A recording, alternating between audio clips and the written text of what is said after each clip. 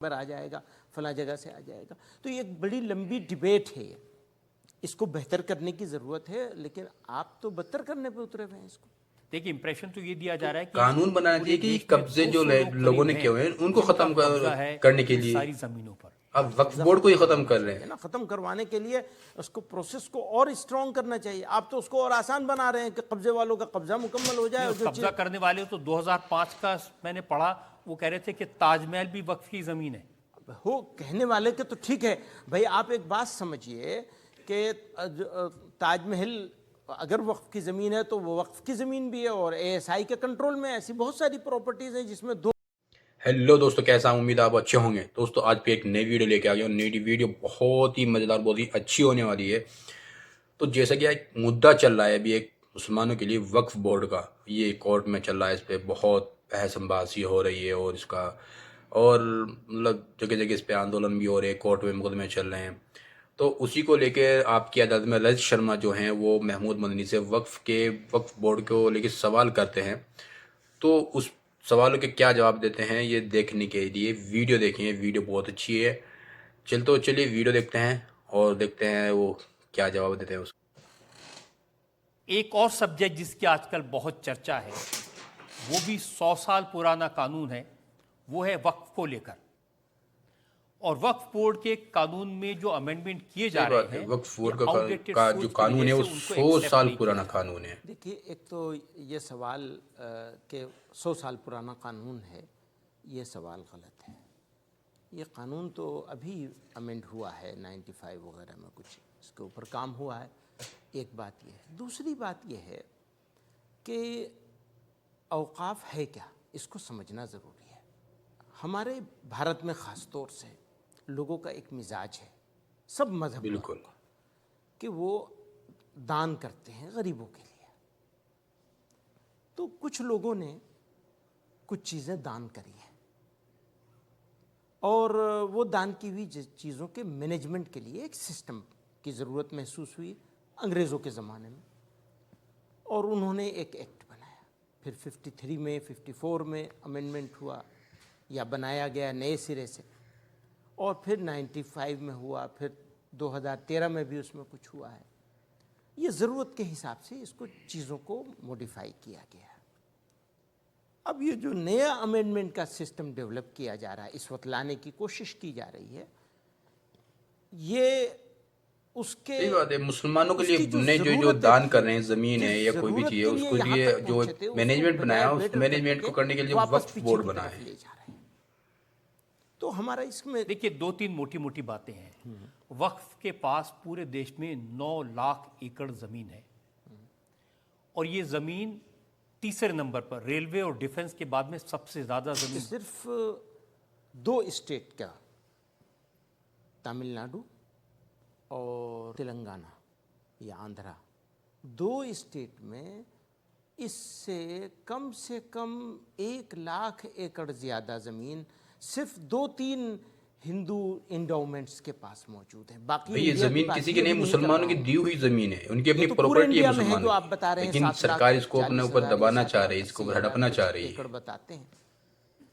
फिर इसमें एक प्रॉब्लम ये हुई है कि लोगों ने कब्जे कर लिए, नाजायज़ कब्जे कर लिए। इसमें डिफरेंट गवर्नमेंट के डिपार्टमेंट शामिल हैं और प्राइवेट माफियाओं ने कब्जा किया, उनको छुड़ाने के लिए कानून बनाना चाहिए था। तो इसको लेकिन यहाँ हड़पने की बात की ज़रूरत थी कि जो कब्जे हैं उनको खाली कराया जाए, बजाय बेहतर करने के इसको और ख़राब किया जा रहा है। आप कब्जे खाली कराने की बात करें कि आपके जो चाचा जी हैं अरशद मदनी साहब, उन्होंने कहा कि जो बेंगलोर का एयरपोर्ट है उसकी सैकड़ों एकड़ ज़मीन वो वक्फ की है। तो उन्होंने कहा, तो शायद उन्होंने रिसर्च किया होगा, मैंने इसके बारे में कोई रिसर्च नहीं किया। और हम लोगों की बात ना करें, बल्कि हम बात करें उस प्रोजेक्ट की। ये एक प्रोजेक्ट है। अब प्रोजेक्ट आज की तारीख में मुल्क में जैसा माहौल बनाया जा रहा है, उस माहौल को देखकर पता नहीं क्यों मुझे लगता, अगर मुझे करेक्ट कीजिएगा आप, उस माहौल को देख के ऐसा लगता है कि जैसे ये वक्फ बोर्ड इंडिया का नहीं है, किसी और पड़ोस के दुश्मन मुल्क का है। पहली बात, अब वक्फ बोर्ड बनता कैसे है आपको मालूम? हम चाहते हैं वक्फ बोर्ड भारत के मुसलमान बनाए। कानून ये कहता है कि वक्फ बोर्ड जो बनेगा वो स्टेट गवर्नमेंट्स बनाएंगी और सेंट्रल वक्फ काउंसिल को बनाने के लिए सेंट्रल गवर्नमेंट का मिनिस्टर बनाएगा। सही बात पहला है। तो हमारा यही है, हम कहते हैं एसजीपीसी की तरह बना दीजिए आप इसे, शिरोमणि गुरुद्वारा प्रबंधक कमेटी का गठन जैसे होता है ऐसे इसका गठन होना चाहिए। आज तक ऐसे गठन नहीं होता है, सरकारें अपनी मर्जी के लोगों को बिठा लेती हैं सिलेक्शन करके, वो कुछ थोड़ा सा एक पार्ट है उसका इलेक्शन का कि मुतवल्लियों के यहाँ से एक मेंबर आ जाएगा, फला जगह से आ जाएगा। तो ये एक बड़ी लंबी डिबेट है, इसको बेहतर करने की ज़रूरत है, लेकिन आप तो बदतर करने पे उतरे हुए हैं इसको। देखिए impression कानून ये दिया बनाना जा चाहिए रहा है कि कब्जे जो पूरे देश लोगों में ने किए हुए हैं 200 उनको लोग खत्म करीब हैं करने जिनका के लिए कब्जा है इन अब सारी वक्फ जमीनों बोर्ड को ही खत्म कर रहे हैं। कब्जा ख़त्म करवाना चाहिए ना, ख़त्म करवाने के लिए उसको प्रोसेस को और स्ट्रॉन्ग करना चाहिए। आप तो उसको और आसान बना रहे हैं कि कब्जे वालों का कब्जा मुकम्मल हो जाए। और जो कब्जा करने वाले तो 2005 का मैंने पढ़ा, वो कह रहे थे कि ताजमहल भी वक्फ की ज़मीन है।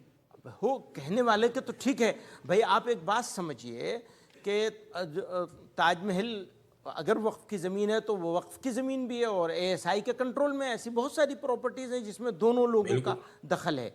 अगर वक्फ की ज़मीन थोड़ी देर को मान भी लें तो कहाँ जाएगी वो? ज़रा सोचने की बात है ना, थोड़ा ओपन माइंड होकर के सोचें। पाकिस्तान की तो बात ये कर रहे हैं। जाएगा कहाँ, किसके पास जा रहा है? ऐसा तो नहीं है कि वो चाइना चला जाएगा। मैं उस मुल्क का नाम नहीं लेना चाहता हूँ जिसका नाम आपने लिया था। चाइना चला जाएगा क्या? नेपाल चला जाएगा क्या? कहीं नहीं जाएगा ना। इंडिया की चीज़ें इंडिया में रहेगी। और हमारे बारे में आज की तारीख में एक ख़ास किस्म का वो बनाया गया है जैसे हम कुछ और हैं, कहीं और से उतर के आए हैं, किसी और दुनिया की मखलूक है।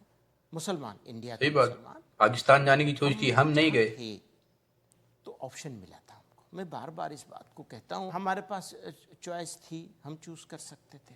हमने इंडिया को चूज़ किया है और सोच समझ के किया है। मैं कहा करता था हमारे लिए, इंडियन मुस्लिम्स के लिए रहने के लिए इंडिया से अच्छी दुनिया में कोई दूसरी जगह नहीं है।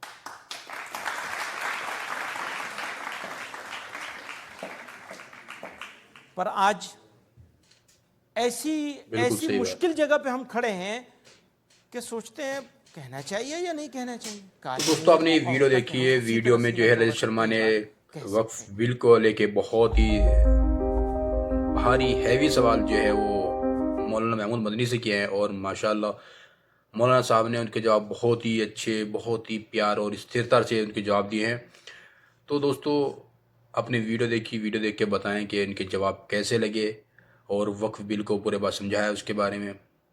तो दोस्तों मिलते हैं नेक्स्ट वीडियो में, और वीडियो अच्छी लगे तो एक लाइक, एक शेयर और सब्सक्राइब ज़रूर करना। तब तक के